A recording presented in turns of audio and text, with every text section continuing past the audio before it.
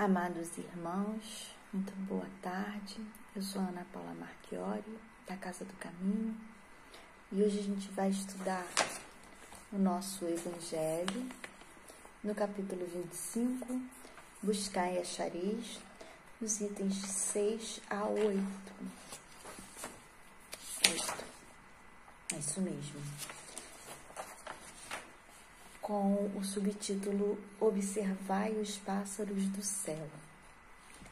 Mas antes da gente estudar, a gente vai fazer a nossa prece, que é tão necessária, né? Para a gente poder se ligar aos amigos espirituais da nossa casa, para a gente poder receber o amparo, para a gente conseguir nos ligar aos nossos amigos queridos que tanto fazem por nós e ao nosso Divino Mestre. Senhor Jesus, aqui estamos para mais um estudo da nossa Casa do Caminho. Protege e ampara, Senhor, a nossa casa querida. Protege e ampara, Senhor, a todos nós que estamos querendo nos ligar a Ti nesse momento tão difícil de afastamento material, Senhor, da nossa querida Casa do Caminho. Que possamos, através desse instrumento que é a internet, nos ligarmos entre nós, nos ligarmos também em pensamento com a nossa casa querida, vibrando, para que a gente possa retornar o quanto antes, o mais breve possível, Senhor, para que a gente possa encher a nossa casa de vibração, de amor, de fraternidade, de companheirismo, de alegria, como nos tempos remotos. Que a sua paz e o seu amor possam se fazer, não só na Casa do Caminho, mas no coração de cada um de nós, hoje e sempre. Que assim seja, graças a Deus. Então, nós vamos falar de um tema muito especial. Aliás, o Evangelho, ele é todo cheio de temas especiais, né? Eu, particularmente, sou apaixonada pelo nosso Evangelho. Mas a gente tem esse tema aqui, olhai os pássaros do céu, que é Jesus trazendo para os amigos, para os apóstolos, né? Exatamente essa passagem.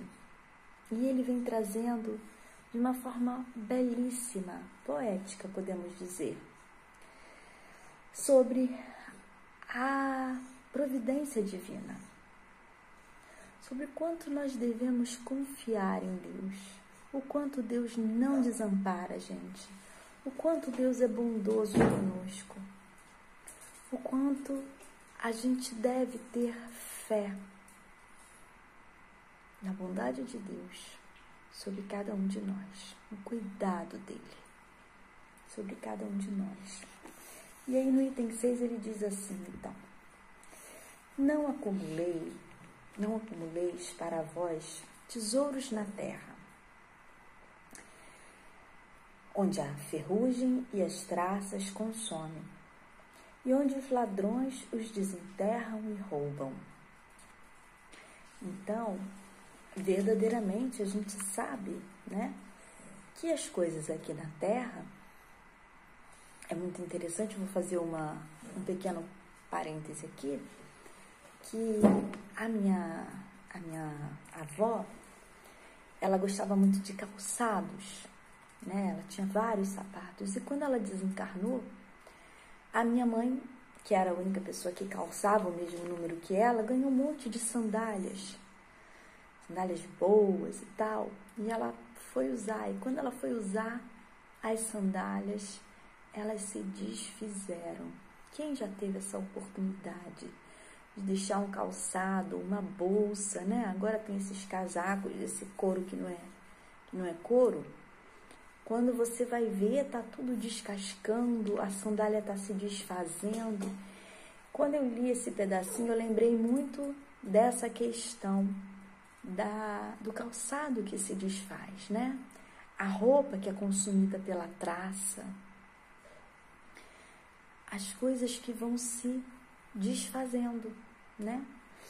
Então, até mesmo os tesouros que são desenterrados, né? A gente sabe quantas pessoas que são enterradas com joias e tudo isso, e que as pessoas vão nos cemitérios, desenterram, roubam até dente de ouro, e a pessoa fica ali sem nada. O espírito, ele não leva nada daquilo.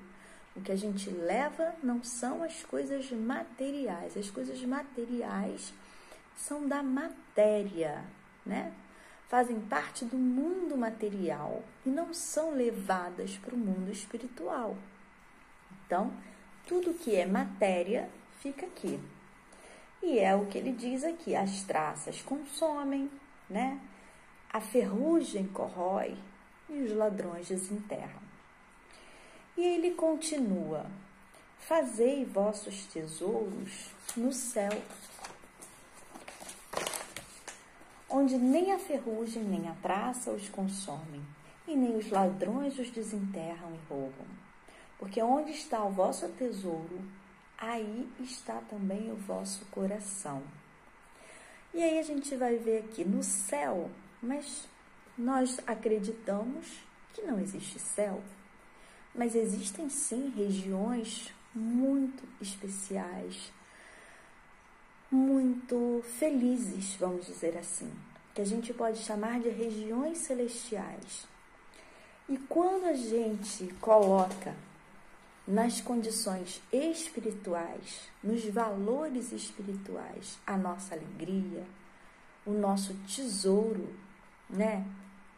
Quando a gente coloca na amizade, nas virtudes, no amor ao próximo, o nosso tesouro, esse tesouro a gente vai levar. Até mesmo o tesouro intelectual, aquilo que a gente tiver aprendido, aquilo que a gente tiver desenvolvido, né, espiritualmente, mesmo na parte intelectual, não só na parte moral, a gente leva para o mundo espiritual. Mas principalmente os sentimentos, os afetos, as amizades, as sintonias, tudo isso a gente vai levar para o mundo espiritual. E quando ele fala, onde está o vosso tesouro, está o vosso coração, ele quer dizer que aquilo que a gente se afiniza, aquilo que a gente criou, é ali que está preso o nosso espírito. Então, se eu sou uma pessoa presa à matéria, eu vou estar ligada, o meu coração, a minha mente, os meus pensamentos, os meus sentimentos vão estar ligados à questão material. A gente estava fazendo um estudo no sábado com a evangelização infantil e estava sendo trazido exatamente isso. Uma pessoa que está voltada para a matéria, vamos dizer, né, um empresário, uma pessoa ou uma pessoa que tem uma determinada condição financeira, e de repente ela perde tudo. Nessa pandemia a gente sabe que aconteceu muito isso, né? Uma pessoa que ela esteja só voltada para a matéria, que todo o interesse, todo o foco dela seja material, quando ela perde isso, ela perde o chão dela. E o que pode acontecer? Uma pessoa dessa pode vir a se suicidar. Por quê? Porque ela não tinha fé, ela não construiu outros valores que não aqueles, né? Ela não construiu até a sintonia com Deus, de forma a entender que da mesma maneira que a gente perde aqui, a gente pode ter forças e reconstruir ali, né? Que Deus fecha uma porta, mas abre uma janela para a gente, dá ali condições, inspiração para a gente continuar, para a gente reconstruir, para a gente fazer diferente.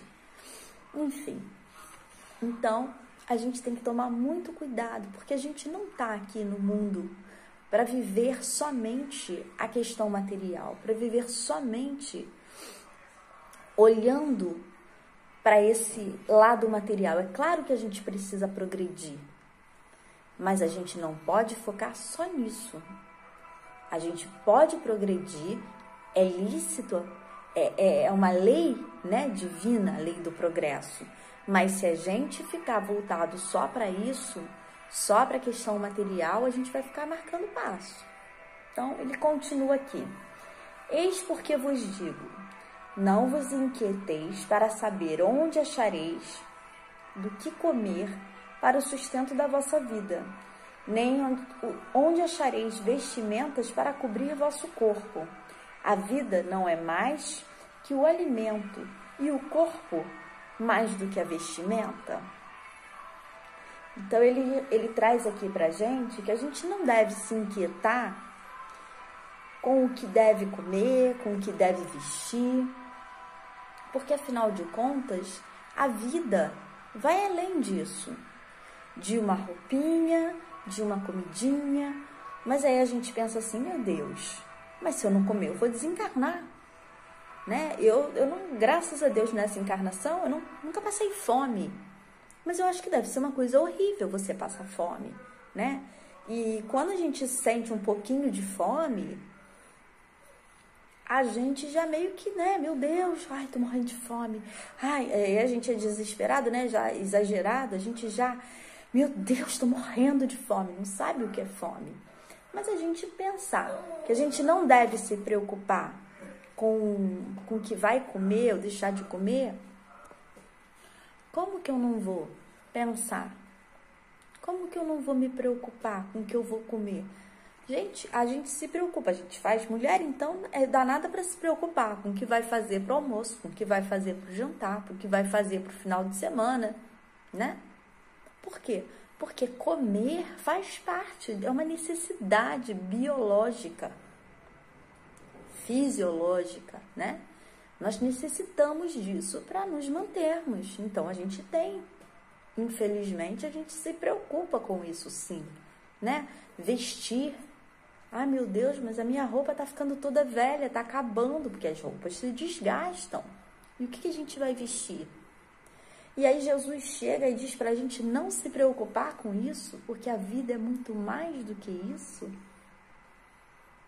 E aí, gente? Olha que coisa.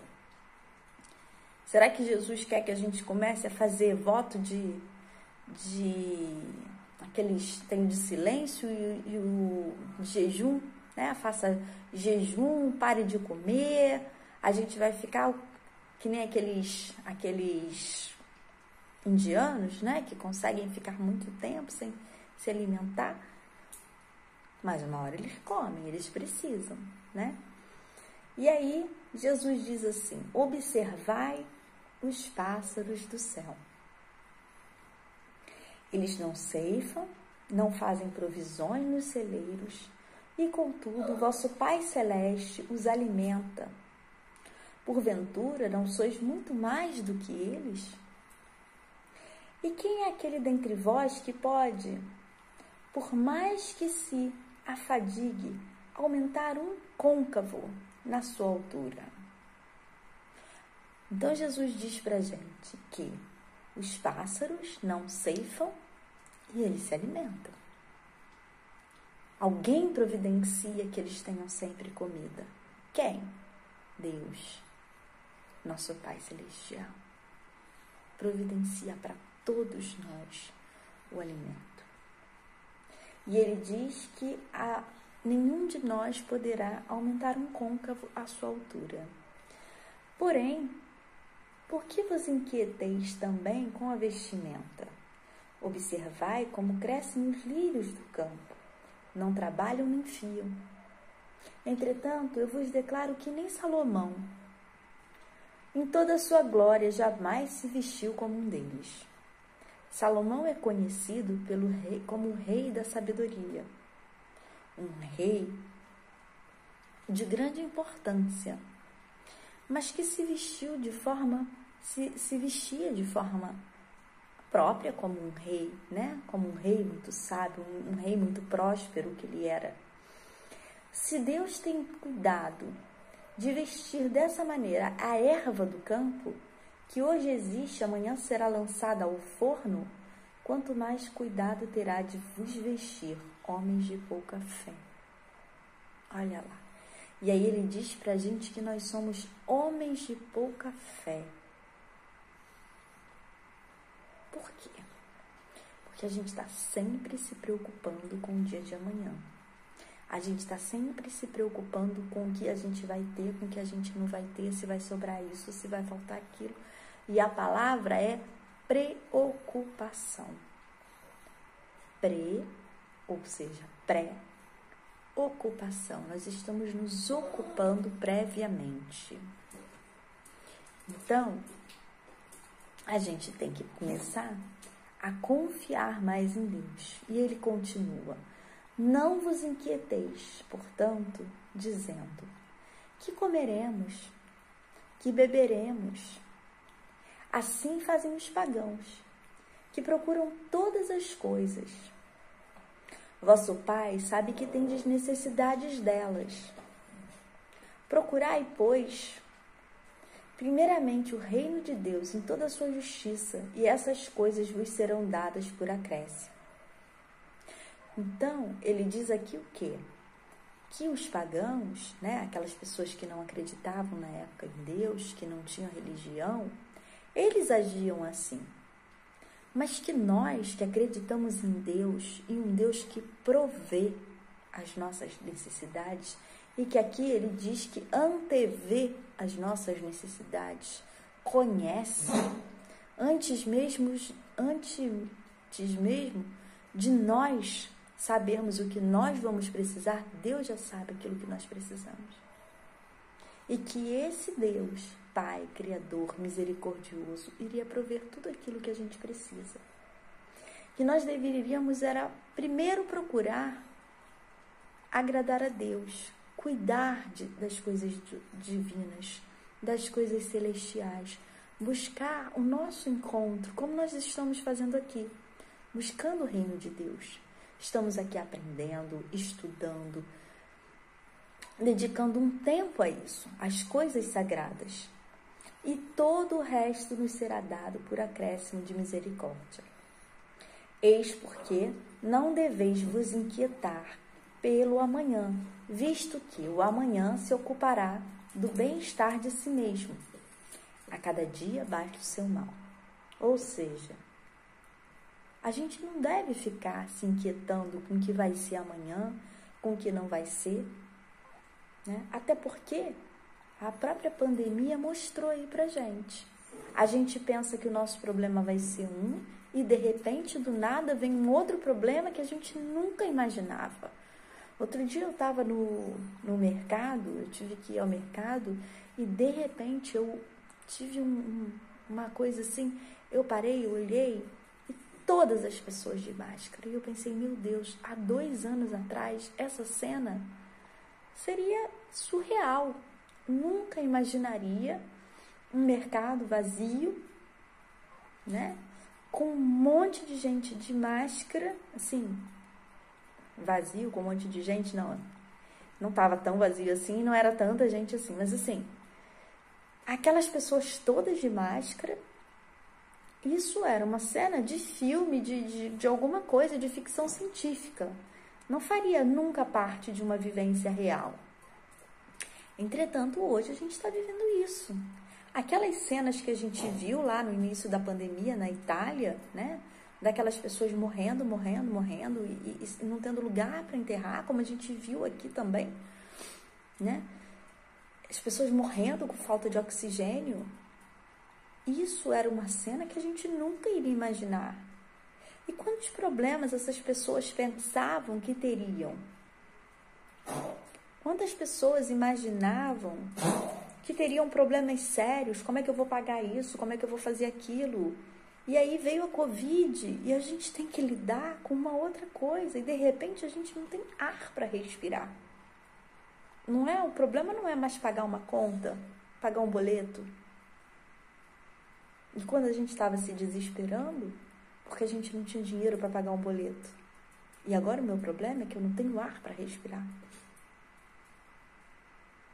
E eu ouvi uma reportagem muito interessante de uma moça, ela dizendo que ela no início da pandemia, ela estava muito preocupada de falir, ela, o marido dela, e que eles não quiseram fechar o restaurante na época, enfim. Mas a questão não é nem essa. E ela estava dizendo que ela estava muito preocupada de falir e tal, e eles dois muito preocupados com isso. E, de repente, eles pegaram o Covid e o marido dela veio a desencarnar. E aí ela estava dizendo que agora ela ainda tinha um restaurante, né? Ela tinha lá a empresa dela, e agora ela não tinha quem sentasse à mesa com ela. Então, o grande temor que ela tinha virou uma outra coisa que ela nem imaginava, que era do dia para a noite ela perdeu o marido, o companheiro dela. Então, assim, a gente se preocupa com umas coisas e a vida traz outras, completamente diferentes. É isso que Jesus quer trazer aqui. Para a gente não ficar se preocupando, tem uma música do Bial não, mas o Bial traz, aquele filtro solar, e ele diz que os grandes problemas chegam numa terça-feira à tarde, quando você menos está esperando. E é exatamente isso. A gente não está esperando aquilo. Às vezes, um grande problema que a gente está esperando, ele se transforma e quando ele chega, já não é mais um problema, ou ele já tem uma solução, ou aquilo que a gente pensava que viria, não vem, né?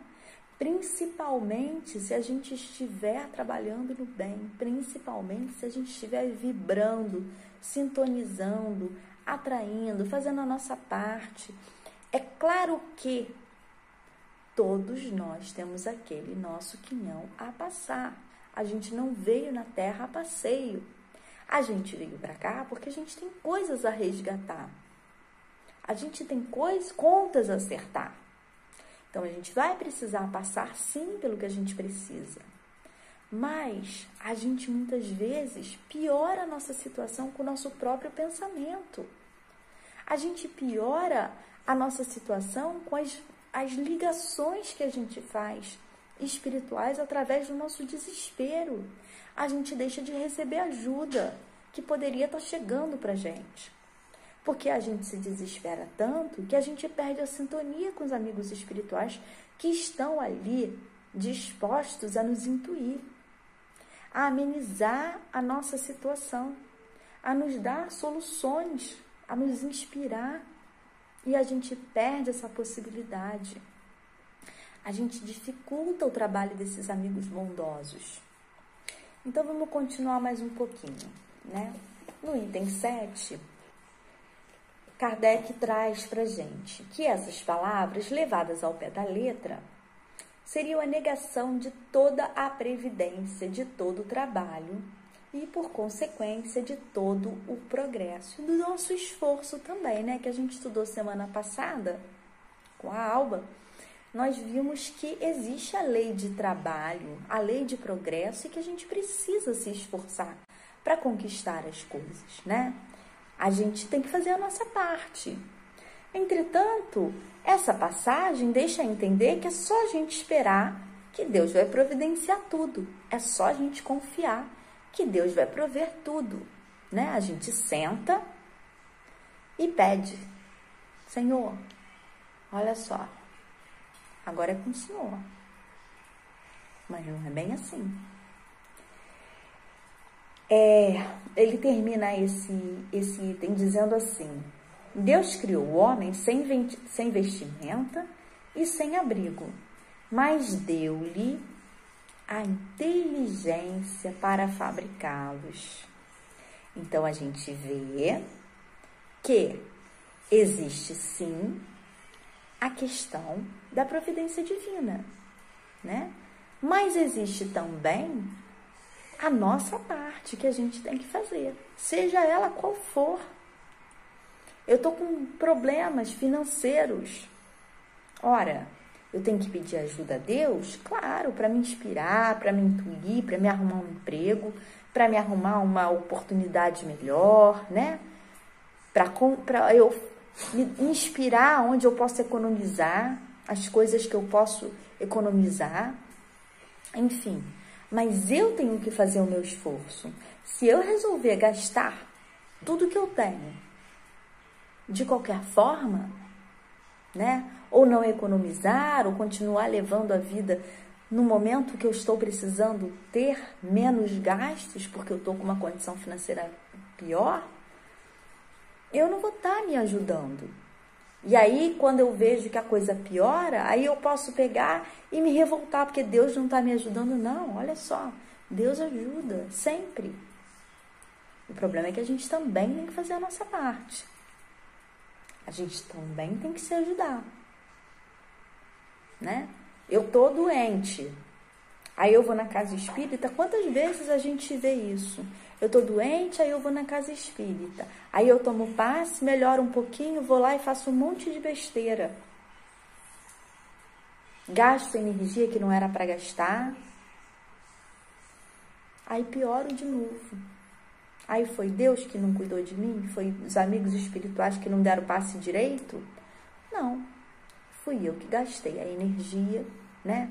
O tempo daqueles espíritos, a bondade deles, a misericórdia divina de forma inapropriada. A gente tem que pensar nisso. E aí, peraí, só um minuto.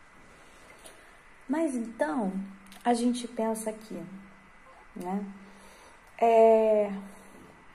Se Deus, continua Kardec aqui, se Deus nem sempre os ajuda os homens com um socorro material, Ele os inspira com as ideias as quais poderão sair das dificuldades por si mesmos. É aquilo que eu acabei de falar. Na maioria das vezes, a gente acaba não recebendo essa ajuda por conta do nosso desespero, por conta da energia que a gente acaba emanando com os nossos pensamentos, os nossos sentimentos, se afastando, né? Perdendo sintonia com os bons espíritos, com o nosso mentor, com os trabalhadores do bem, e a gente não consegue essa ajuda. Mas se a gente sintonizar, se a gente orar, se a gente entrar num sentimento de resignação, de aceitação, a gente consegue sintonizar e receber ajuda sim. E aí ele continua, Deus conhece as nossas necessidades e as atende conforme for preciso, mas o homem insaciável, nos seus desejos, nem sempre se contenta com o que tem. O necessário não lhe é suficiente. Ele também quer o supérfluo. Esse é o grande problema. A gente não se contenta com o que a gente tem. A gente quer além. E quando a gente quer o além, Deus não está ali preocupado. Ele está preocupado da gente ter o essencial.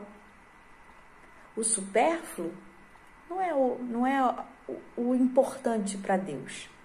Não é a gente ter um monte de casaco, não é a gente ter um monte de sapato, não é a gente ter um monte de carro. Não.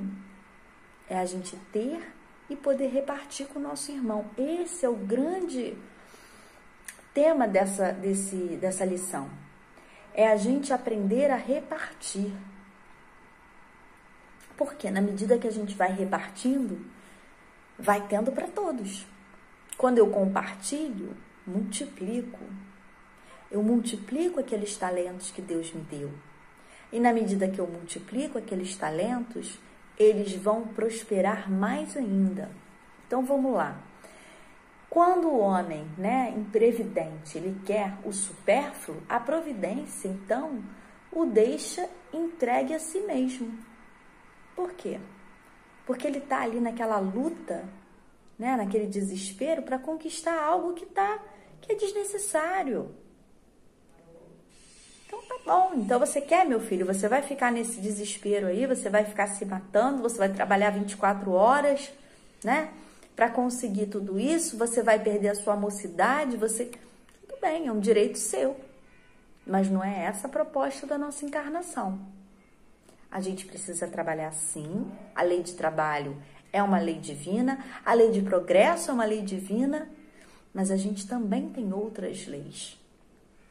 A gente também precisa trabalhar para adquirirmos a nossa perfeição moral. A nossa perfeição intelectual no sentido de aprimorarmos as nossas virtudes também. Afinal de contas, foi para isso que a gente reencarnou, para nos melhorarmos. E aí, então, ele continua aqui. O homem se torna infeliz por sua própria culpa e por haver ignorado as advertências da voz da sua consciência. Deus o deixa sofrer as consequências para que isso lhe sirva de lição no futuro. Então, a gente acaba por não ter ouvido aquela vozinha lá dentro da gente, porque no fundo a gente sabe para que a gente veio aqui.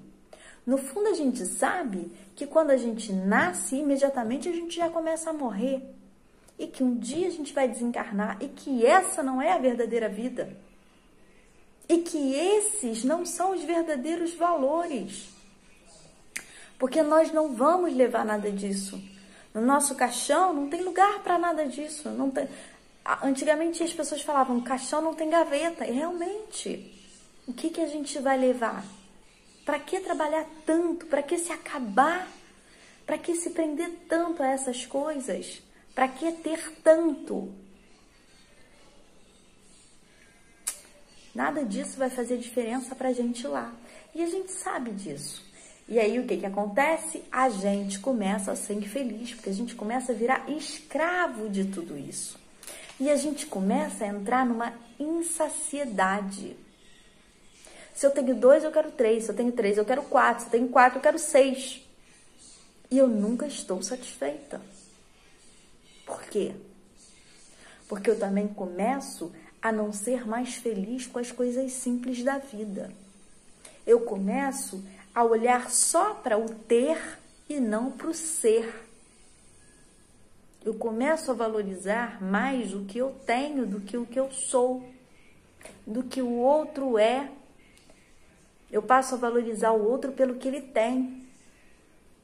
Eu passo a medir a vida e as pessoas pelo que elas possuem e não pelo que elas são. E eu começo a me sentir sempre muito insatisfeito, porque eu nunca vou ter tudo. E eu sempre vou achar que eu tenho pouco demais.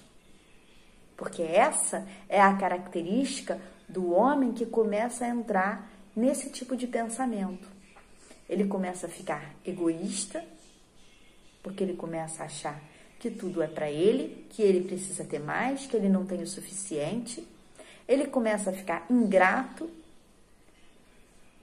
diante de tudo que ele recebe, de todas as bênçãos, de todo o suporte que ele recebe de Deus. E ele começa a ficar indiferente com relação ao sofrimento dos outros. Olha que triste. Fora o orgulho, né? E aí a gente continua mais um pouquinho. Quando os homens souberem administrar os bens que a terra dá, segundo as leis de justiça, amor, caridade, amor ao próximo, caridade, quando a fraternidade reinar entre os povos, entre os diversos povos, o supérfluo momentâneo de um irá preencher a falta momentânea do outro, e cada um terá o necessário.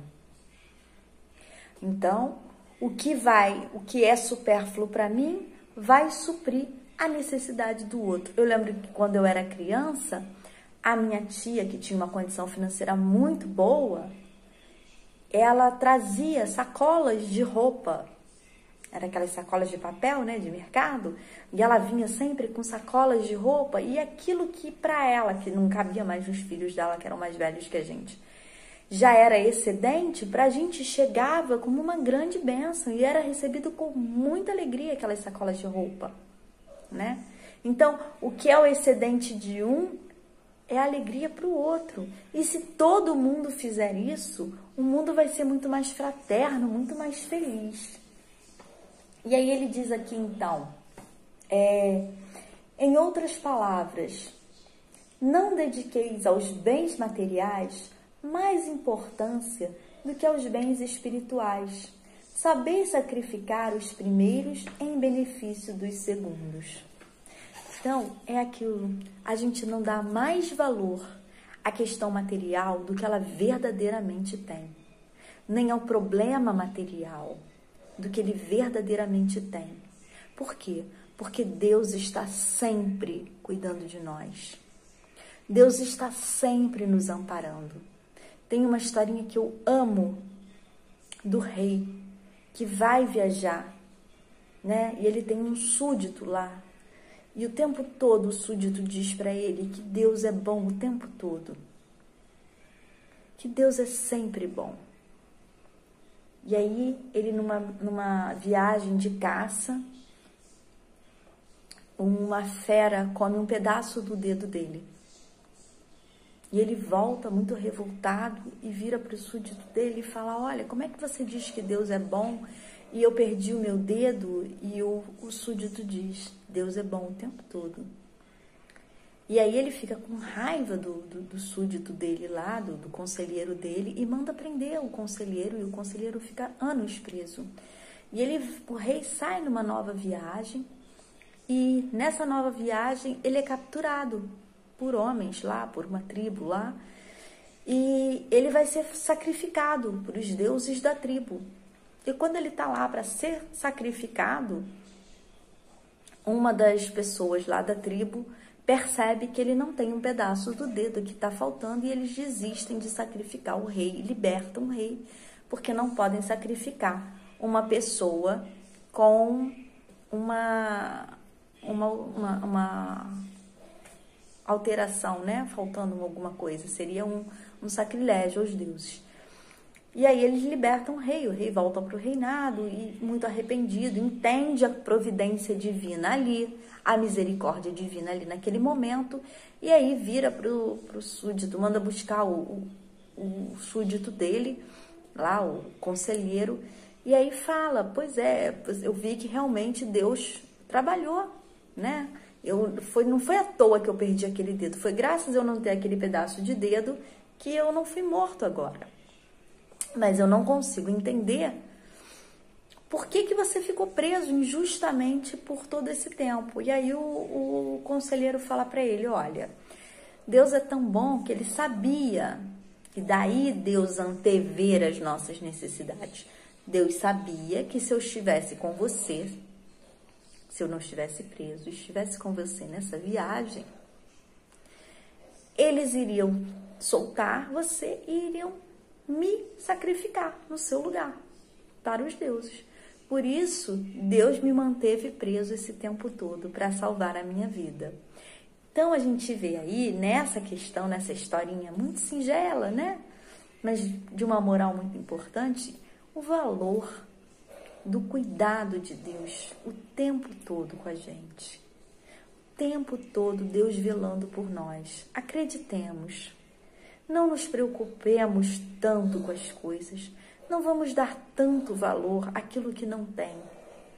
Lembremos que se hoje a gente tem um problema muito sério, amanhã aquele problema que a gente tenha para resolver pode nem vir a chegar. E que mesmo nos problemas mais graves que a gente estiver passando, porque a gente precisa passar, Deus está sempre ali cuidando de nós, ajudando, amparando, sustentando a cada um dos seus filhos.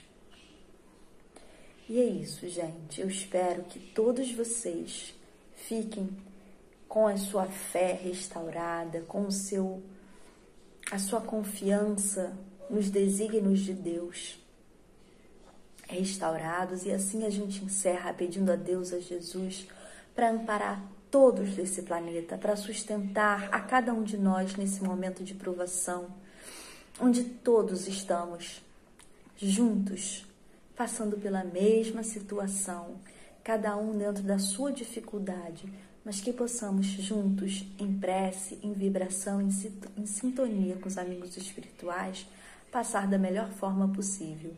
Que assim seja, graças a Deus.